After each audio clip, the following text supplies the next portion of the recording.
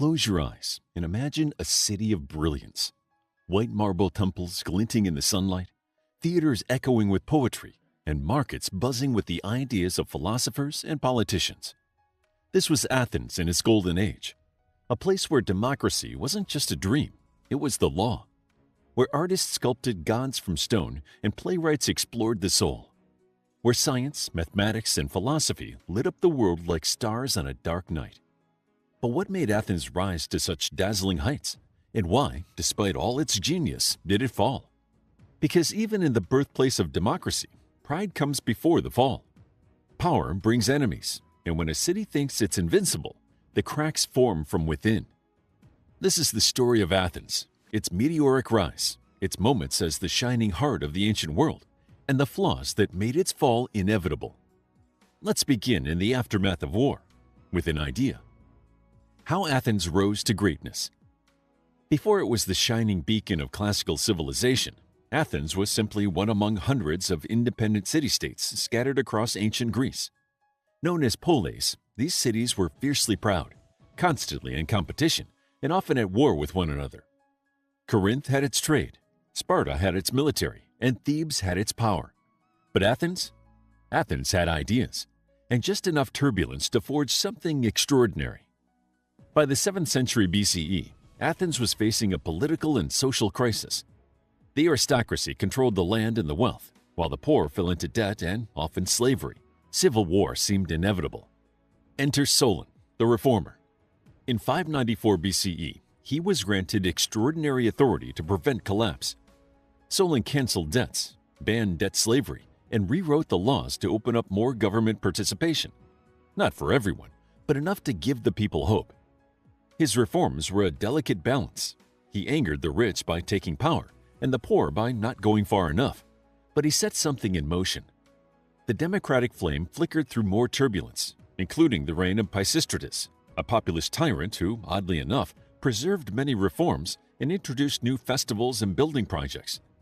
After him came Cleisthenes, sometimes called the father of Athenian democracy. Around 508 BCE, Cleisthenes reorganized Athenian society into demes, or local districts, ensuring broader representation and weakening aristocratic control. The idea of isonomia, equality under the law, became a real aspiration. Still, Athens was no superpower. That changed dramatically when the Persian Empire, under Darius I, invaded Greece in 490 BCE. Against overwhelming odds, Athens, together with allies like Plataea, defeated the Persians at the Battle of Marathon. The Athenians fought in tight phalanxes, used clever flanking tactics, and surprised the world. According to legend, a runner named Phidippides sprinted from the battlefield to Athens to announce the victory, giving birth to the modern marathon. This victory wasn't just military, it was cultural. Athens had stood alone against a colossal empire and triumphed. They began to believe their form of government, their identity, their very way of life was worth defending and superior. 10 years later, the threat returned. Xerxes I, Darius' son, launched an even larger invasion. After the heroic stand of 300 Spartans at Thermopylae, Persian forces captured and burned Athens to the ground. But the Athenians had evacuated. Led by Themistocles, their navy lured the Persians into a narrow strait near Salamis and dealt a crushing defeat. The Greeks eventually won the war, but Athens emerged as more than just a survivor. It was a hero. With Persia pushed back, Athens took leadership of the Delian League in 478 BCE, a mutual defense alliance against future invasions. Dozens of city-states joined. They contributed ships, soldiers, or money. Athens, with its mighty navy and charismatic leadership, naturally became the League's center. But over time, what was meant as an alliance became something else. When cities tried to leave the League, Athens forced them to stay. Tribute money meant for defense was redirected to massive construction projects in Athens. The League's treasury was moved from the island of Delos to the Athenian Acropolis.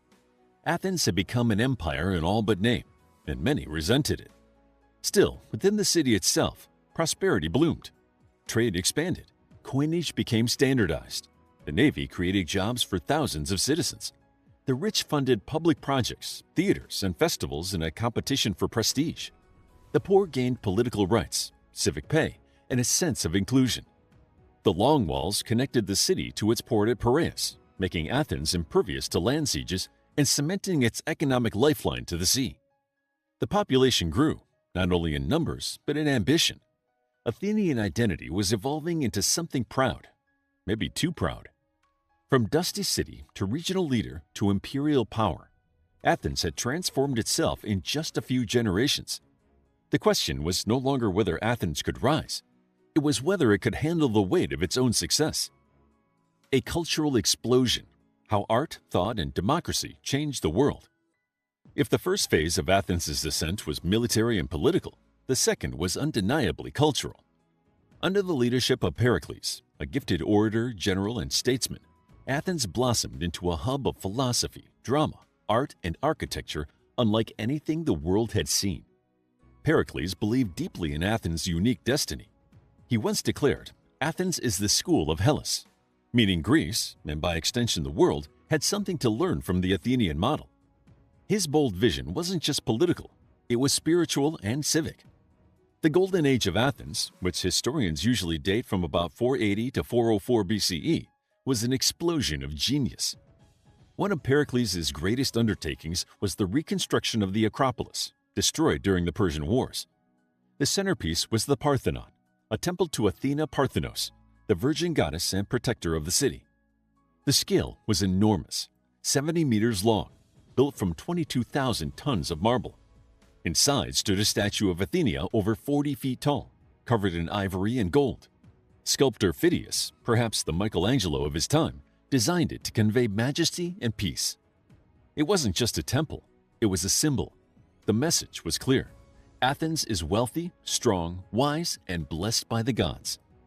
Meanwhile, daily life flourished in the agora, the open marketplace and social center. But it wasn't just for shopping. Philosophers like Socrates wandered the stalls, questioning merchants, youths, and officials. He used a method now known as the Socratic method, asking probing questions to arrive at truth. He annoyed many, but inspired more. Drama also reached new heights. At the festival of Dionysus, tens of thousands packed the open-air theaters to watch plays. Aeschylus tackled justice and revenge. Sophocles gave us Oedipus Rex and the cruel power of fate. Euripides explored the darker corners of human psychology.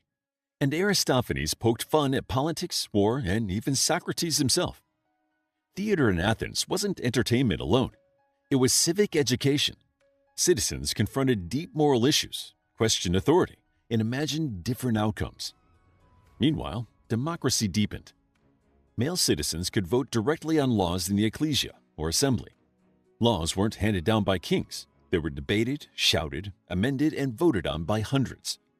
The Boule, or Council of 500, handled daily governance, and the jury system, often hundreds strong, ensured justice by the people.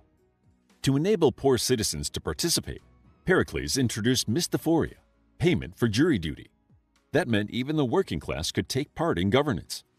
But for all its brilliance, Athens was never an egalitarian utopia. Women, even wealthy ones, could not vote, own property independently, or speak in public forums. Foreigners, known as metics, often contributed economically but remained second-class citizens. And slavery remained a fundamental part of the economy. Perhaps one-third of the population were slaves. Still, within these limitations, Athens achieved something remarkable. It became the center of knowledge, art, and progressive thought. But as always, light casts shadows. The very confidence that built the Golden Age would also harden into hubris. Other Greek cities, especially Sparta, began to view Athens not as a leader, but as a tyrant in marble. And in the background, war clouds gathered. The fall begins. Pride, war, and a shattered dream. For all its artistic brilliance and democratic innovation, Athens could not escape the most ancient trap of all, hubris. As its influence grew, so did its arrogance. The city began treating allies like subjects and neighbors like obstacles. One state in particular watched with growing alarm: Sparta. Sparta, Athens' polar opposite in nearly every way, had no time for debates, theater, or ornate temples. It was a military oligarchy, disciplined, silent, and conservative. Where Athens embraced change, Sparta clung to tradition. The two cities had worked together to repel the Persian invasion. But once the external threat faded, their profound differences re-emerged. Tensions grew throughout the 460s and 450s BCE as Athens tightened its grip on the Delian League. When member states tried to exit or reduce tribute, Athens responded with force. The League had become an empire, and Sparta began to fear Athenian dominance not just at sea, but in all of Greece. In 431 BCE, war broke out. The Peloponnesian War, named after the Peloponnesian League led by Sparta, would rage for nearly 3 decades. This wasn't just a clash of armies, it was a war of ideologies: democracy versus oligarchy, naval power versus land might, progress versus tradition. And for all its glamour, Athens had weaknesses. Pericles' strategy was to avoid open battle. He pulled the people into the city behind the long walls, relying on the navy to strike enemy coasts and control supply routes. But this strategy had unforeseen consequences. Overcrowding led to disease. In 430 BCE, a plague swept through Athens. Thucydides, the historian who survived it, wrote with chilling detail about the chaos. Bodies piled in the streets, traditions abandoned, despair rampant. 1/3 of the population died, including Pericles himself. Leadership fractured. Radical voices gained power. Military blunders followed. In 415 BCE, Athens launched a bold and foolish expedition against Syracuse, a powerful city in Sicily. Led by the charismatic but reckless Alcibiades, the campaign was meant to expand Athenian control westward. But after Alcibiades defected to Sparta, the expedition unraveled. The Syracusan counterattack, aided by Sparta, destroyed the Athenian fleet. Thousands of soldiers were captured and sent to die in Sicilian quarries. It was a disaster from which Athens never fully recovered. Sparta, with help from Persia, yes, their former enemy, built a navy. In 404 BCE, they finally blockaded Athens and forced its surrender. The once mighty city was starved into submission. The walls were torn down. The empire dissolved. The dream ended. Athens survived, but it was no longer a leader.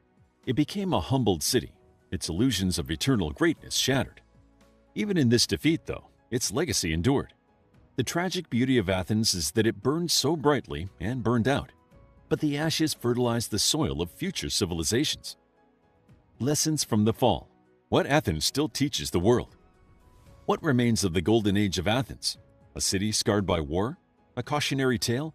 Or something more enduring? Even after its fall, Athens' intellectual and cultural power lived on. The drama of its story, its rise through reform, its glow through genius, and its fall through pride, became the subject of philosophical debate, historical analysis, and artistic inspiration for millennia. Plato, a student of Socrates, was born during the Peloponnesian War. He saw firsthand what happened when democracy turned to demagoguery. His teacher was executed by the city he loved. In reaction, Plato wrote The Republic, imagining a society ruled by philosopher kings rather than the fickle crowd. Aristotle, Plato's student, later taught Alexander the Great, who would carry Greek culture across the world. Through conquest, education, and trade, Athenian ideas spread far beyond the Aegean. Even Rome, which eventually conquered all of Greece, admired Athens. Wealthy Romans sent their sons to study philosophy in Athenian schools. Roman architecture mimicked the Parthenon. Roman democracy, though quite different, borrowed its rhetoric and symbols from Athenian roots. In the Renaissance, artists and scholars rediscovered Athenian thought. In the Enlightenment, political thinkers looked to Athens for examples of participatory government and civic freedom. In short, Athens lost its war, but won the world.